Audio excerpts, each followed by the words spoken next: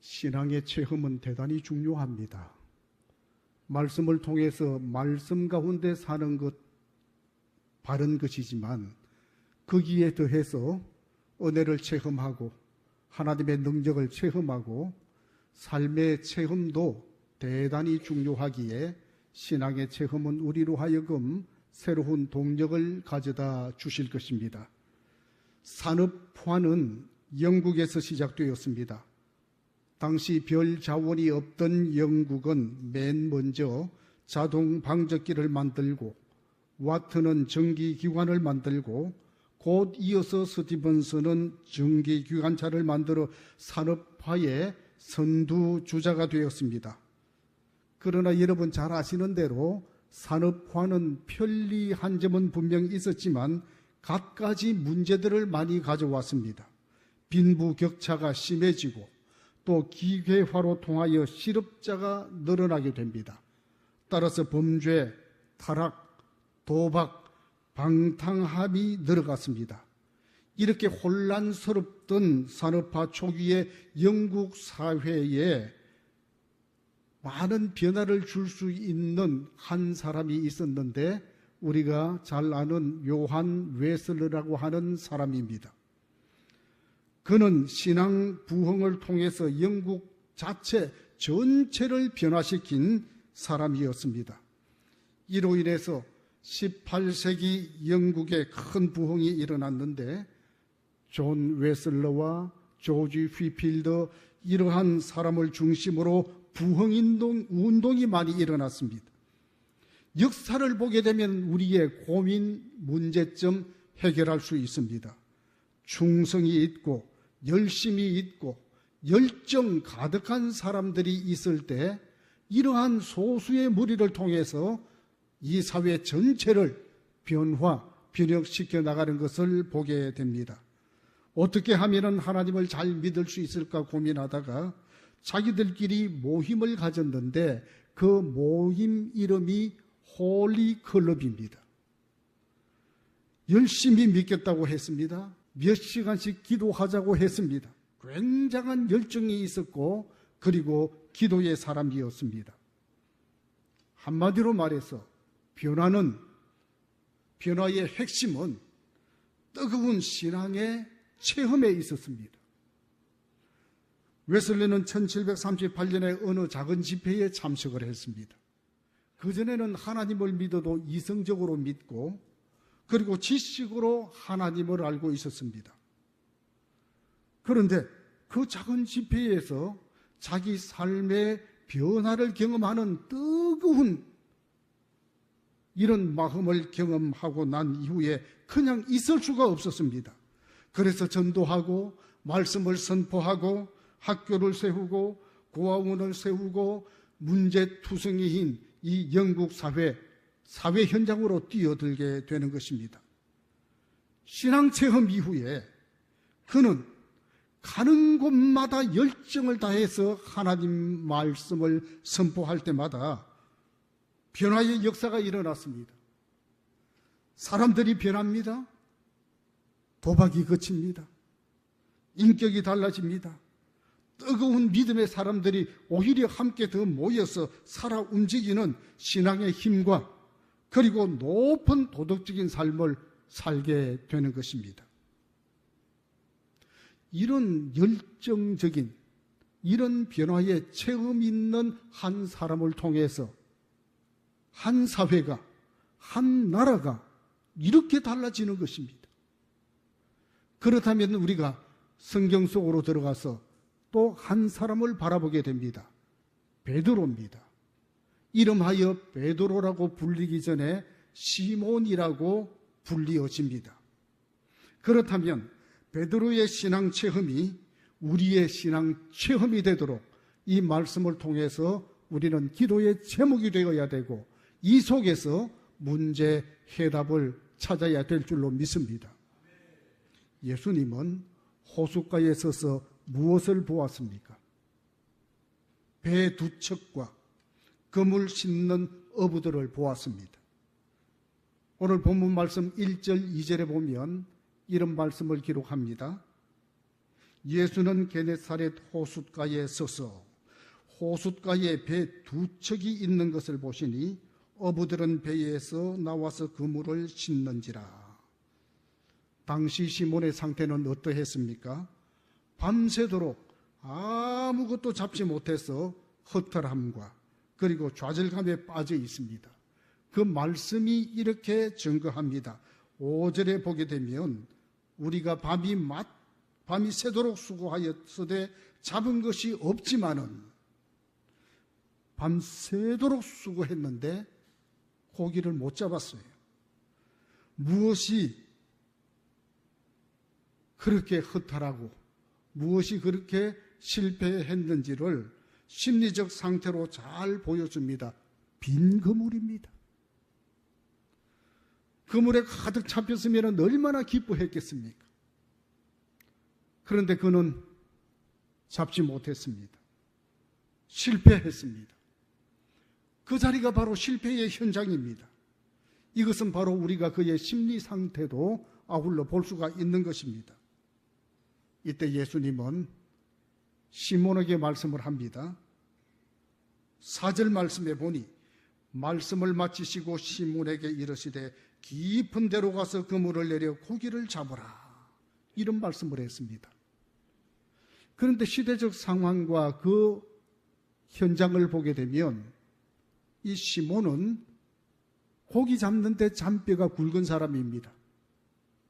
그러니 언제, 어느 때에, 어느 지점에 고기들이 많이 있다고 하는 것을 이미 체득한 사람입니다. 그럼에도 불구하고 그는 고기를 못 잡았는데 예수님께서 말씀을 마치시고 깊은 데로 가서 그물을 던지라고 명할 때 자기의 생각과 경험으로 보아서는 이게 맞지 않는 겁니다. 아니 그때 깊은 곳에는 그 시간 그곳에는 고기가 없는 겁니다. 자기가 볼 때는 아니 그곳이 아니고 좀 얕은 곳일 텐데 어떻게 그렇게 명했을까? 자기의 생각과 그리고 예수님의 명령과는 이게 충돌이 될 수밖에 없습니다. 주님께서 왜 그렇게 말씀을 했겠습니까? 그의 생각의 틀을 깨뜨리기 위함인 그런 부분도 여기에 포함이 되어져 있습니다.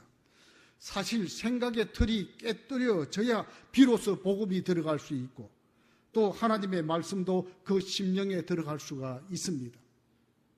자기의 상식과 자기의 경험만을 고집하다 보면 다른 사람의 말이 들려오지 않는 겁니다.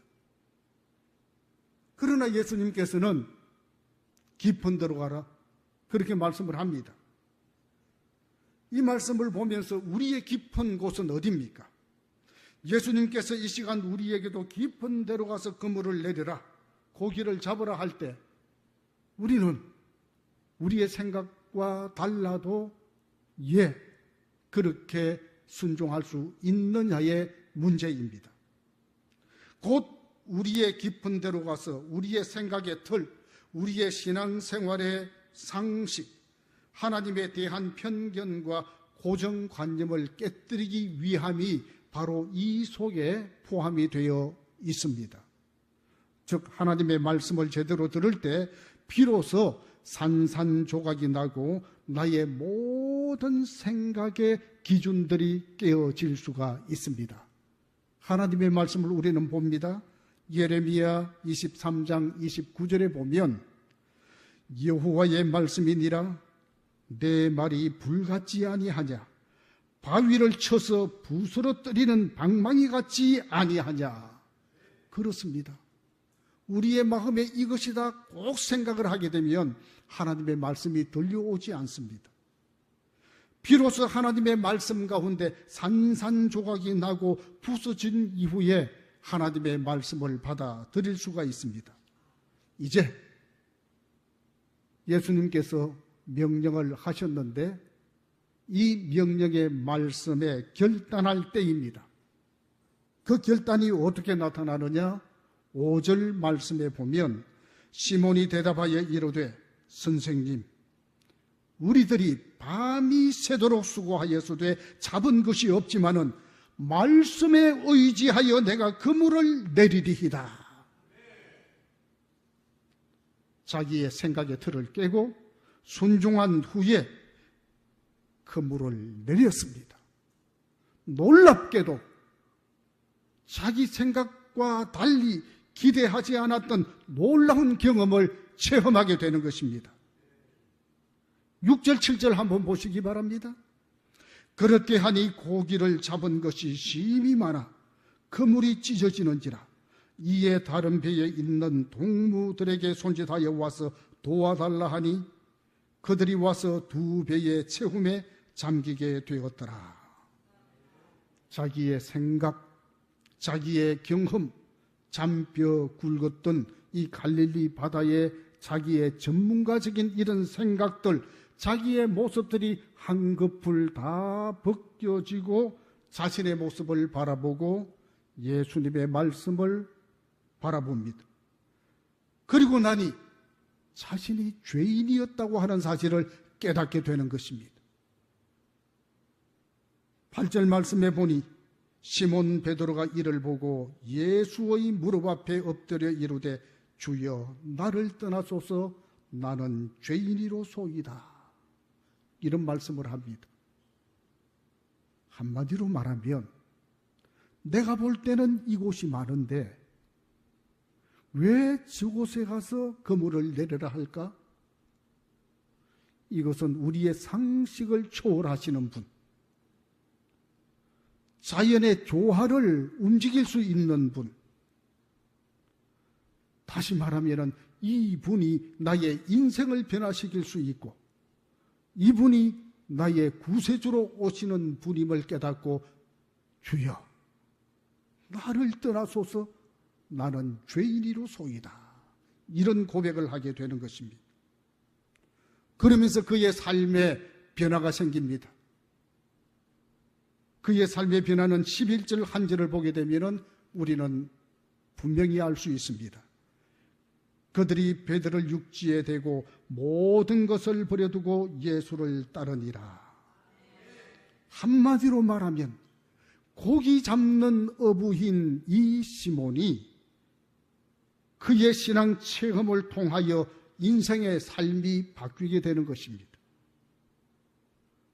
신앙 체험을 통해서 이처럼 이제는 고기를 낚는 그런 어부가 아니라 사람을 낚는 어부로 자기의 모든 것이 정리되어지고 주님을 따르는 놀라운 변화가 오늘 이 말씀의 사건에서 시작되는 것입니다. 그러므로 신앙 체험이라고 하는 것은 대단히 중요합니다. 많은 사람들이 말씀은 버려두고 신앙 체험에만 너무 의지하다 보니 신앙이 엇길로 나갈 수 있습니다.